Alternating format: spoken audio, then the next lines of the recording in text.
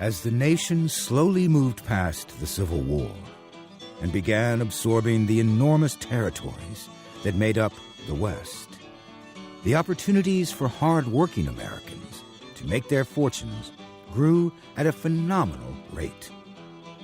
Unfortunately, the opportunities for the outlaws were growing just as quickly.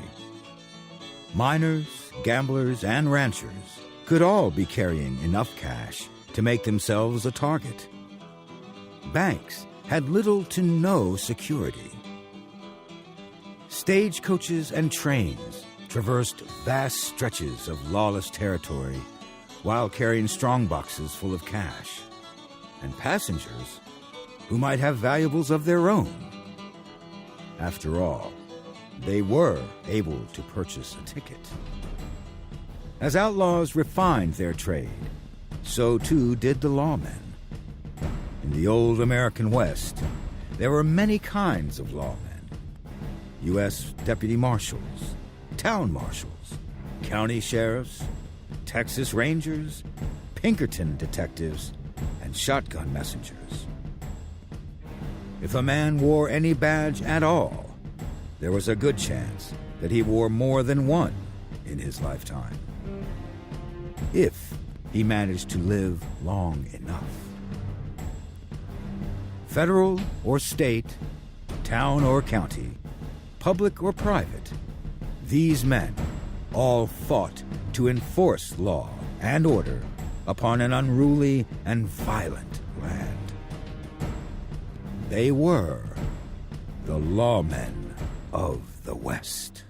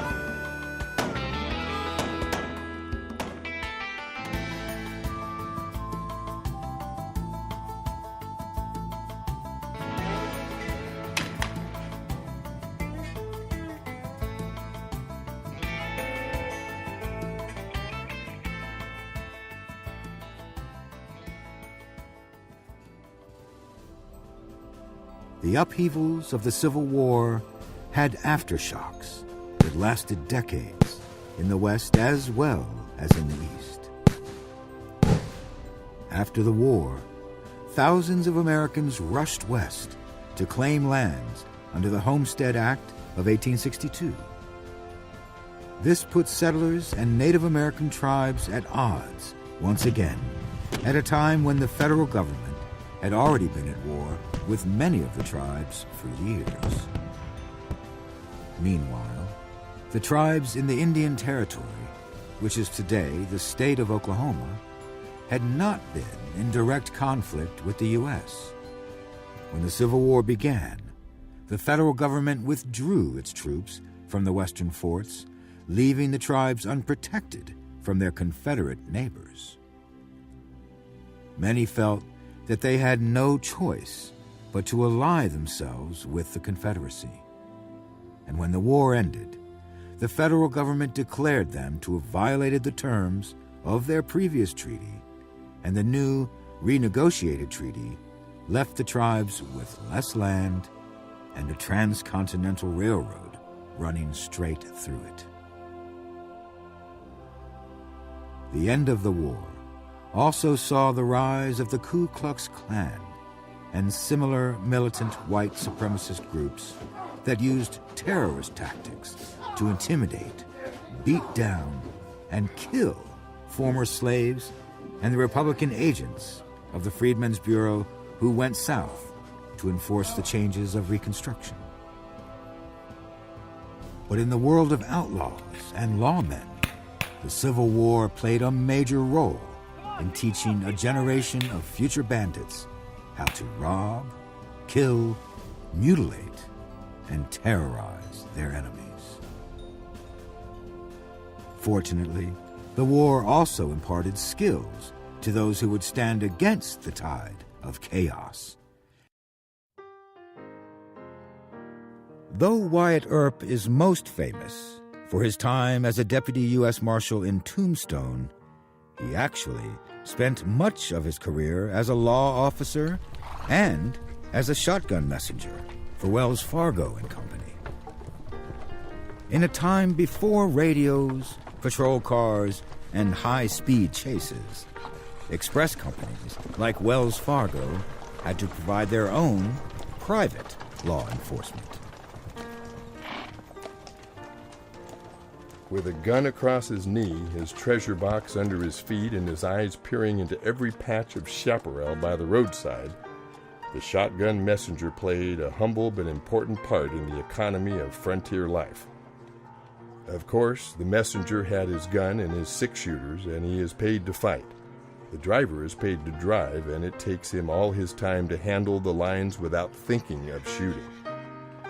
That is the cursedness of the shotgun's messenger's life, the loneliness of it. He is like a sheepdog, feared by the flock and hated by the wolves. On the stage, he is a necessary evil. Passengers and driver alike regard him with aversion. Without him and his pestilential box, their lives would be 90% safer, and they know it. The bad men, the rustlers, the stage robbers, actual and potential, hate him. They hate him because he is the guardian of the property, because he stands between them and their desires, because they will have to kill him before they can get their hands on the coveted box. Most of all, they hate him because of his shotgun, the homely weapon that makes him the peer of many armed men in a quick turmoil of powder and lead. The Wells Fargo shotgun is not a scientific weapon. It is not a weapon to settle an affair of honor between gentlemen. But oh, in the hands of an honest man, hemmed in by skulking outlaws, it is a sweet and thrice blessed thing. In the severe code of ethics maintained on the frontier, such a weapon would be regarded as legitimate only in the service for which it was designed, or in defense of an innocent life encompassed by superior odds. These shotgun messengers were provided 10 or 12-gauge shotguns, typically 12-gauge for guard duty in town, and the more powerful 10-gauge for riding shotgun on a stagecoach. They were typically, though not always, short-barreled. The spread and power of these guns made the shotgun messengers feared by many an outlaw. The barrels of the important civilizing agent under consideration are not more than 2/3 the length of an ordinary gun barrel. That makes it easy to carry and throw down upon the enemy with less danger of wasting good lead by reason of the muzzle catching in some vexatious obstruction. As the gun has to be used quickly or not at all, this shortness of barrel is no mean advantage. The weapon furthermore differs from the ordinary gun in being much heavier as to barrel, thus enabling it to carry a big charge of buckshot. No less than 21 buckshot are loaded into each barrel.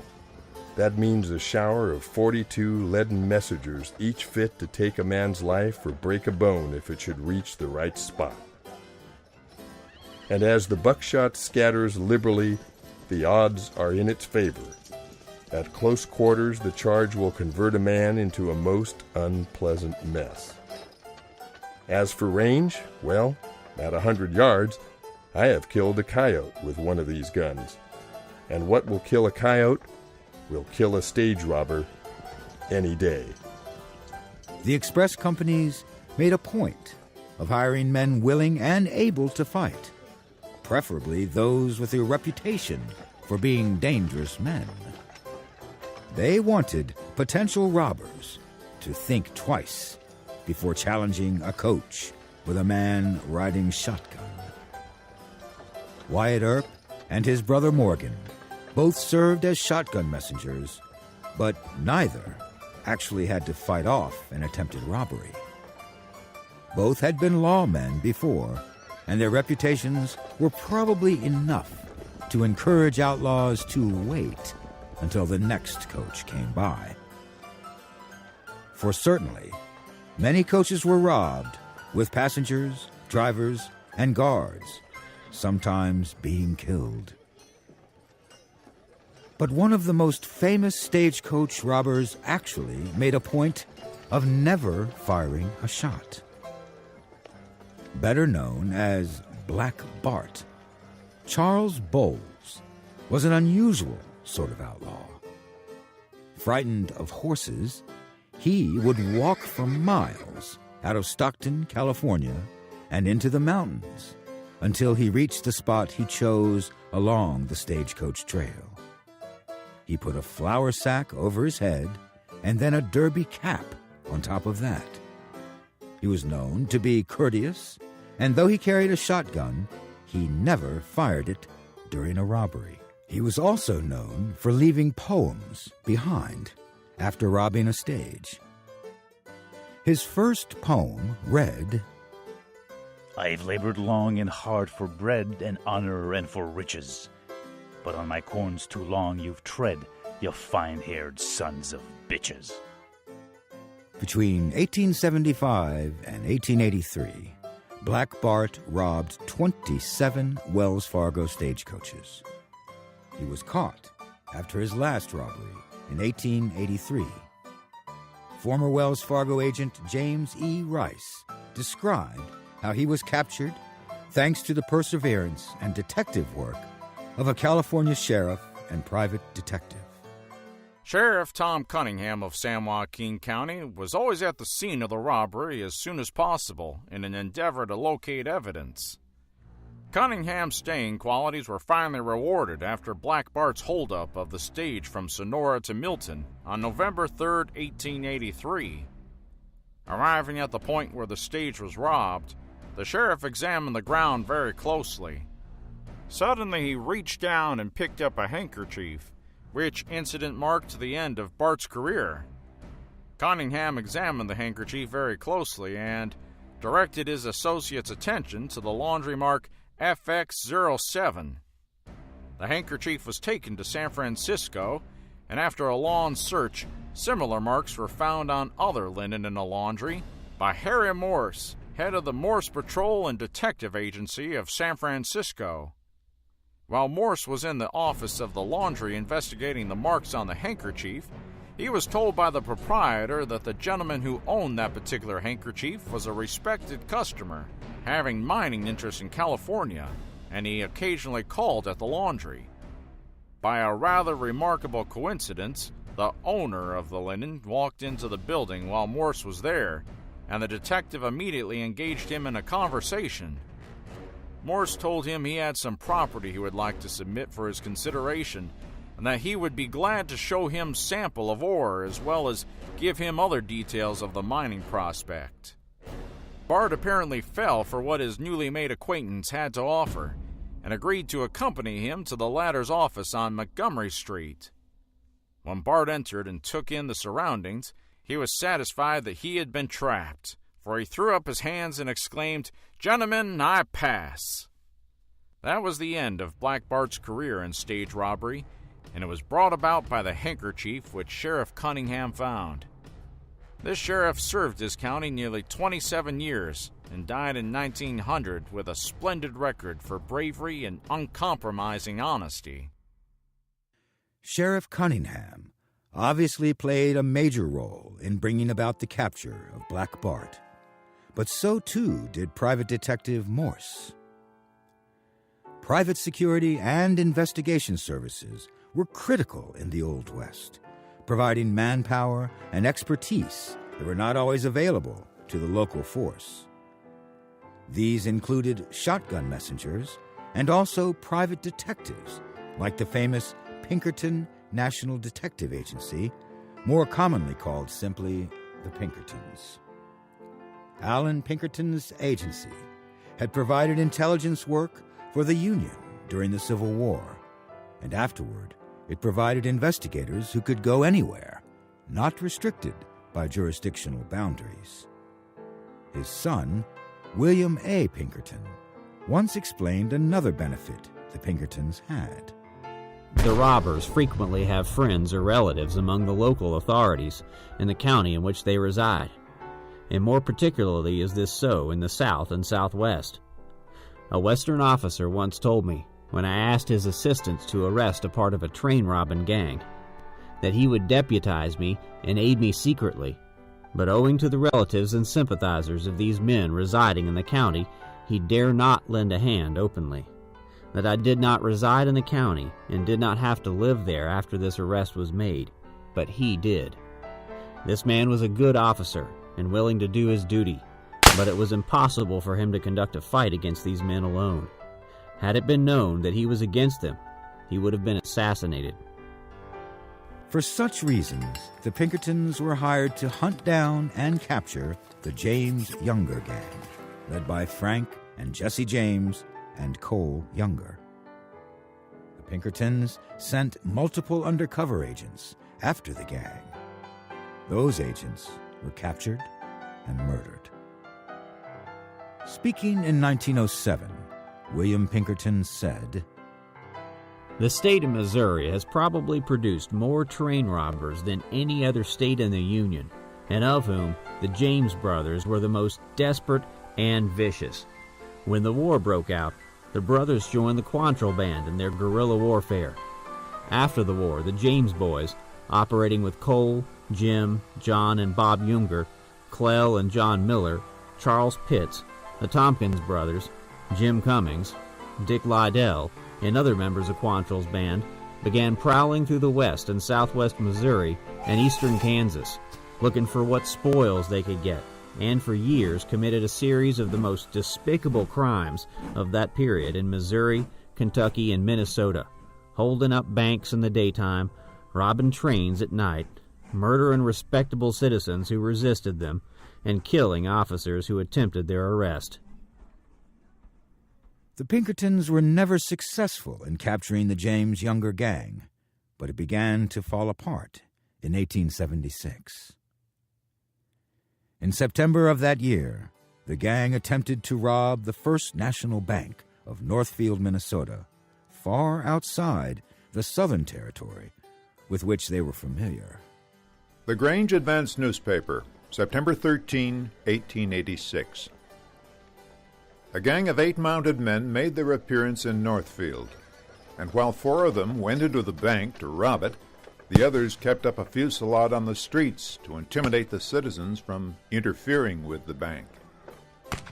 The robbers endeavored to force the cashier, Mr. J. L. Haywood, to open the safe, but he would not do it, although they struck him with a pistol and swore that they would kill him if he did not comply. The delay caused by Mr. Haywood's bravery gave time for the citizens to recover from the first shock of surprise and alarm, and the accomplices outside warned the robbers in the bank to hurry out. Before leaving the bank, one of the robbers shot Mr. Haywood through the head, killing him instantly. The act was a cold-blooded and cowardly murder, for Mr. Haywood was utterly helpless at the time from the injuries he had previously received. Several citizens had by this time armed themselves and were firing upon the robbers. 2 of them were hit, one dying on the spot and the other soon afterwards. These were since identified by Mr. L.M. Hazen, a Cincinnati detective, as Charlie Pitts and Bill Chadwell. Finding the citizens thoroughly aroused, the robbers took the road towards Morristown, and shortly after, a company of citizens, well mounted, started in pursuit. From that time, the pursuit has been continued, other companies from various quarters joining in. Those who profess to know declare them to be the James and Younger gang of Kansas, and say that Jesse and Frank James and 2 of the Youngers are with this company. Some of this same gang were in the city not long ago and purchased horses and equipment here. They also visited the banks. One of them answers to the description of Jesse James, but they were not suspected at that time. The people of Northfield deserve great credit for the vigorous efforts they put forth to capture the corpses of these scoundrels. There are rewards of about $3,000 per head offered for the robbers, and they will no doubt be vigilantly followed, let them go where they may. But the truth is that their whereabouts is unknown, and while it is to be hoped that they may be caught by the parties still in pursuit, it is doubtful if they will be. But 2 weeks later, another local paper reported. Almost everyone had abandoned the idea of the capture of the murderous Missouri banditti. When the telegraph flashed the news that 4 of them had been captured, 1 being killed and 3 wounded. A teenager milking a cow with his father one evening saw a couple of strangers walk past. Although they were polite, the boy said he recognized them from their descriptions and told his father. But his father said they were not, and told him to go and attend to his milking. The boy became so earnest that his father finally consented to let him go to Madelia and give the alarm. The boy rode at a breakneck pace to Madelia, and Sheriff Glispin, with a small posse, started in pursuit between 9 and 10 o'clock. They overtook the robbers 5 miles from Madelia and opened fire on them at once. They crossed over a slough, walking slowly and deliberately, but the horsemen were unable to get over. A party went on to South Bend, to Doolittle's place, to head the robbers from going west or crossing the river, which they must have swam, the river being very deep. The pursuing party, now numbering about 50, surrounded the little patch of willows where the robbers were hid. Captain Murphy, B.M. Rice, George Bradford, Chas Pomeroy, Sheriff Glispin, and John Voigt advanced into the coppice and scouted it thoroughly, advancing in skirmish line. Suddenly, the robbers opened fire at the advancing skirmish line, emptying their revolvers rapidly, and their balls flying about as thick as hail. The advancing party as quickly responded to the fusillade, discharging several shots each, and the men along the river joined in the rapid volleys. One of the skirmishers in the wood called out to the desperate bandits to hold up their hands and come in, or they would continue the fire. Almost at the recommencement of the firing, 3 men fell, and the 4th put up his hand and came out. He had fired several times after the others fell, getting another wounded man to load his pistols for him, for one of his hands were useless. The men in the woods then advanced and secured their prisoners, assisted them out of the woods, and placing them in a lumber wagon, brought them into Madelia. The younger brothers had been captured, and the other members of the gang were killed.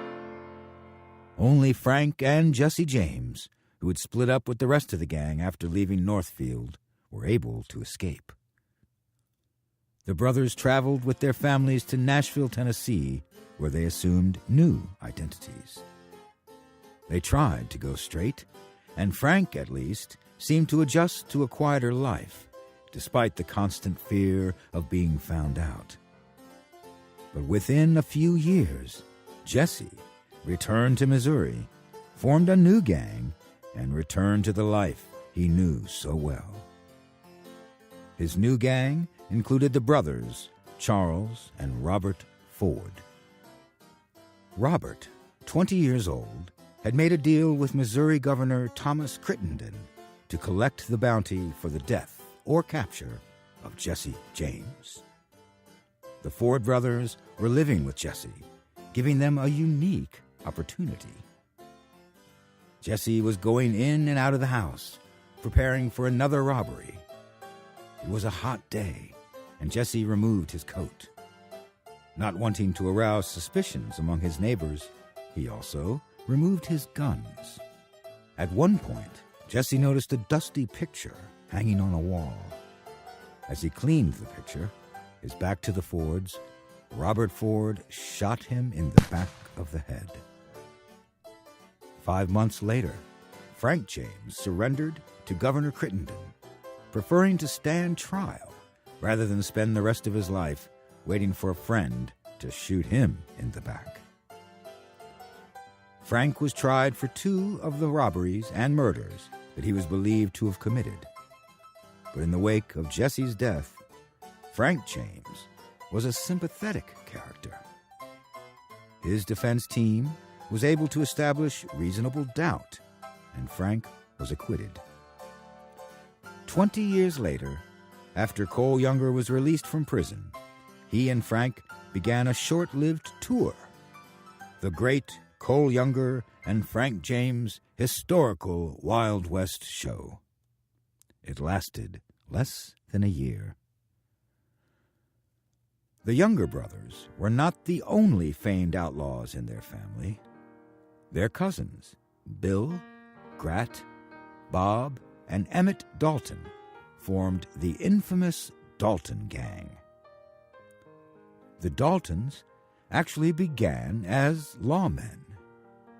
Their oldest brother was a deputy U.S. Marshal under Judge Isaac Parker in the Oklahoma Territory. Isaac Parker had been a Missouri congressman and was nominated by President Ulysses Grant in 1875 to be the U.S. District Judge, presiding over the U.S. District Court for the Western District of Arkansas. Judge Parker would sit on that bench for 21 years, ruling on over 13,000 criminal cases. He sentenced 160 to death and was nicknamed the Hangin' Judge. Judge Parker himself was actually opposed to the death penalty, but federal law required executions for those convicted of rape or murder. Judge Parker's jurisdiction included the Indian Territory, modern-day Oklahoma. In the territory, the Native American tribal courts had authority over Native American offenders, but no authority over non-Native offenders. Judge Parker appointed numerous lawmen to serve as his deputy marshals who could bring those offenders to justice. These included men like Frank Pistol Pete Eaton, who at age 15 outshot the best marksman at Fort Gibson, earning his nickname. He was made a deputy U.S. Marshal by Judge Parker when he was just 17, so that he could hunt down the men who had murdered his father. He remained in law enforcement for decades. Bass Reeves was the first African American to be made a deputy U.S. Marshal. Born a slave in 1838, Bass Reeves escaped during the Civil War and went to live in the Indian Territory among the Creek and the Seminole.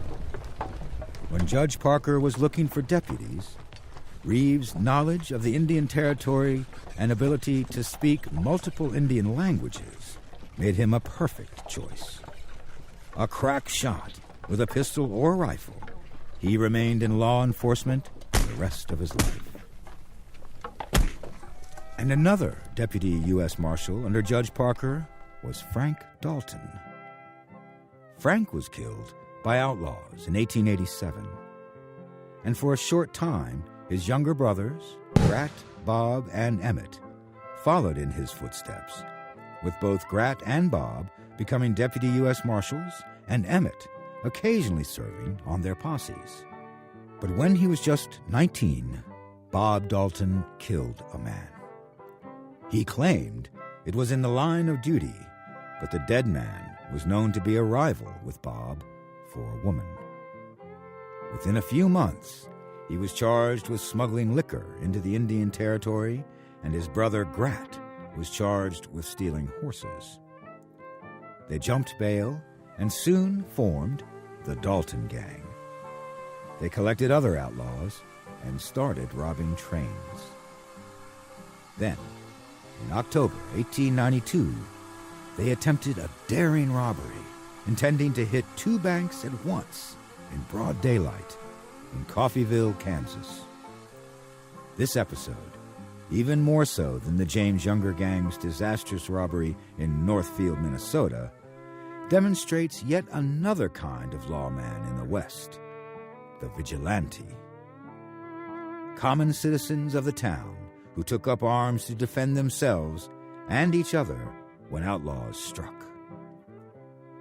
30 years earlier, a band of Confederate guerrillas, led by William Quantrill, tore through Lawrence, Kansas, pulling unarmed citizens from their homes and shooting them in the streets. The Dalton brothers were too young to fight in the Civil War like their cousins, the Youngers, who were part of Quantrill's raiders. But their outlaw tactics had their roots in those used by the murderous guerrilla bands that plagued Kansas during the war. But by 1892, those tactics were no longer a surprise. And in Coffeyville, 1892, the citizens who faced the Dalton brothers were neither unarmed nor helpless. After crossing the pavement, the men quickened their pace, and the three in the front file went into C.M. Condon and Company's bank at the southwest door, while the two in the rear ran directly across the street to the First National Bank and entered the front door of that institution. An observer was almost transfixed with horror. He had an uninterrupted view of the inside of Condon and Company's bank, and the first thing that greeted his vision was a Winchester in the hands of one of the men pointed towards the cashier's counter in the bank. He quickly recovered his lost wits and called out to the men in the store that the bank is being robbed.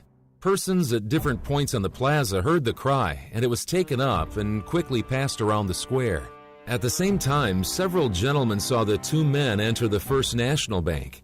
They gave the alarm on the east side of the plaza.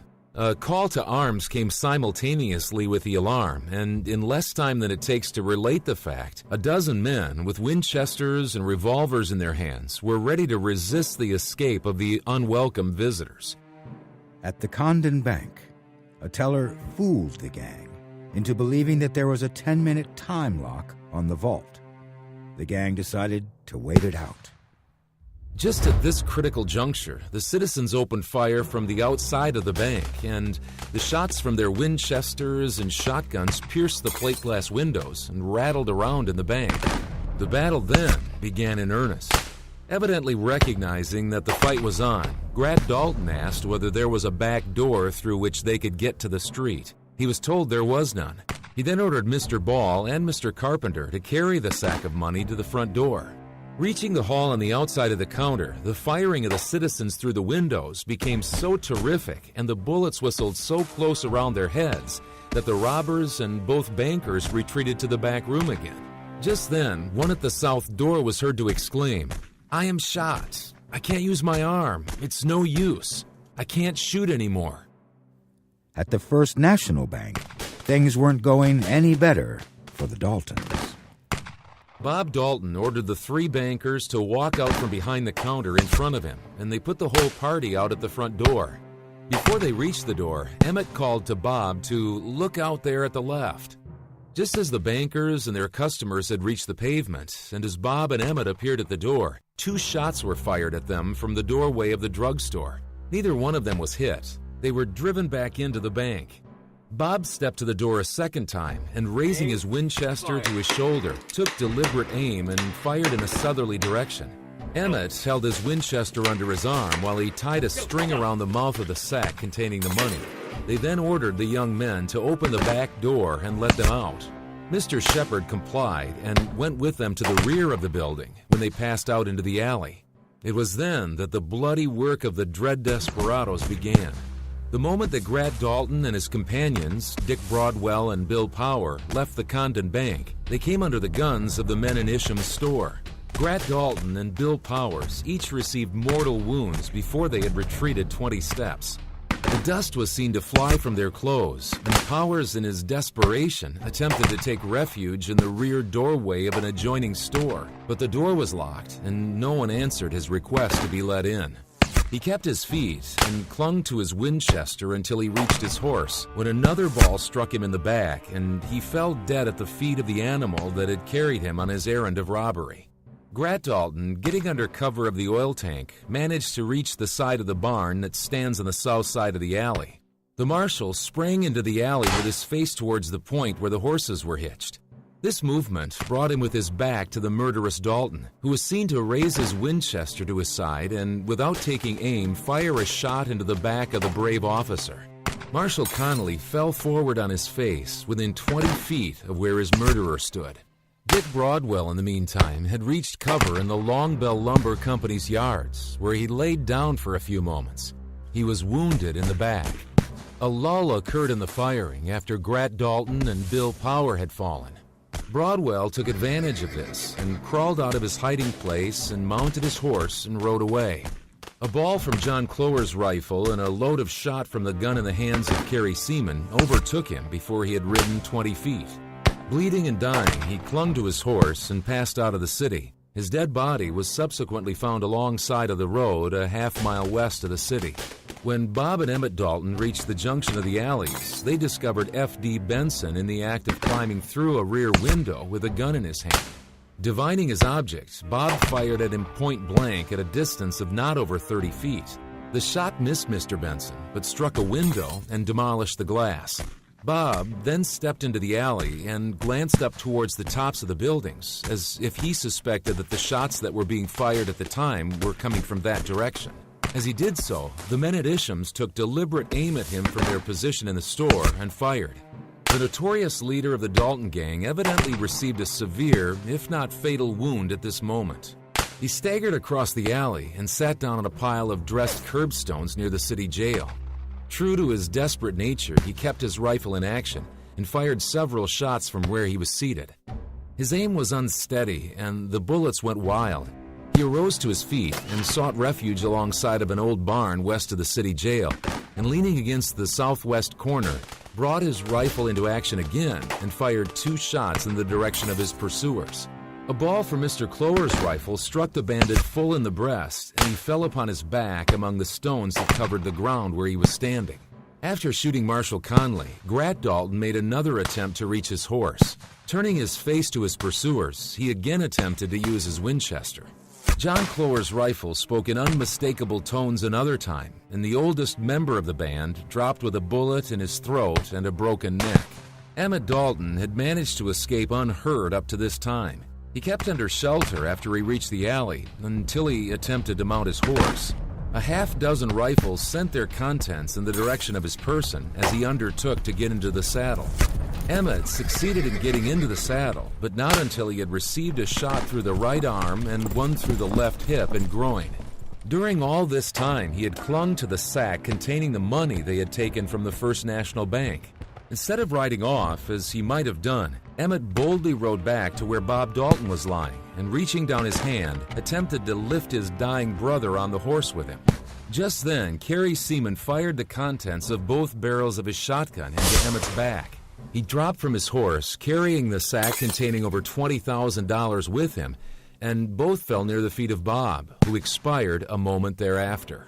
The Daltons had begun their careers as lawmen, but died as outlaws under vigilante fire. The Daltons' switch from lawmen to outlaw was not as unusual an occurrence as you might think. The politics of the day were still affected by old Civil War allegiances. In the former Confederate states and some of the border states, there were many acts of violence taken to further political causes. Often, these were undertaken by former Confederate soldiers or their younger brothers and sons as members of the Ku Klux Klan or similar paramilitary groups, attacking Republican officials and African Americans who tried to take advantage of their new freedoms. But in the Lincoln County War in New Mexico, the politics wasn't about party, it was about money. On one side were the merchants and businessmen, led by Lawrence Murphy, who owned an enormous mercantile store in Lincoln County called The House. Along with James Dolan, he virtually ran Lincoln County, including its sheriff, William Brady.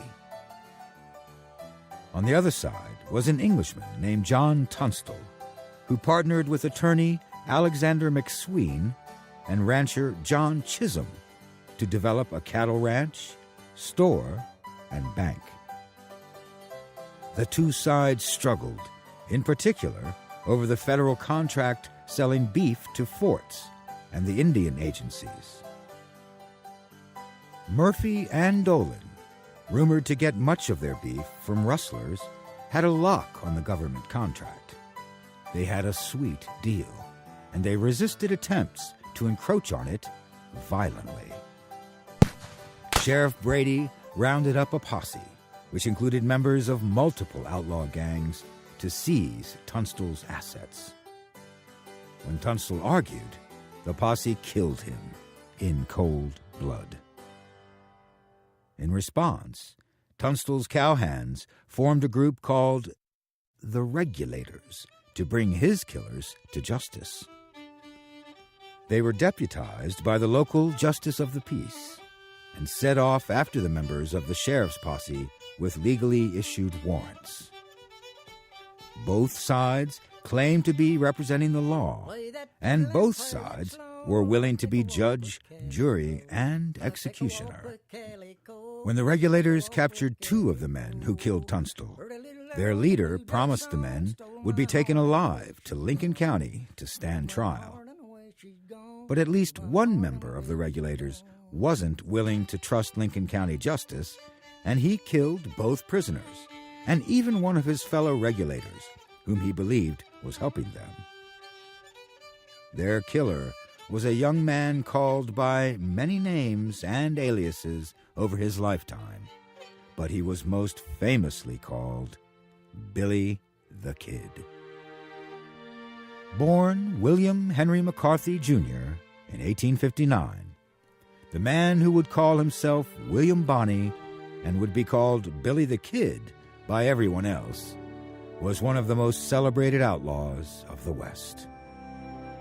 By the time he was 16, he was living as a fugitive in Arizona Territory, though for relatively minor offenses.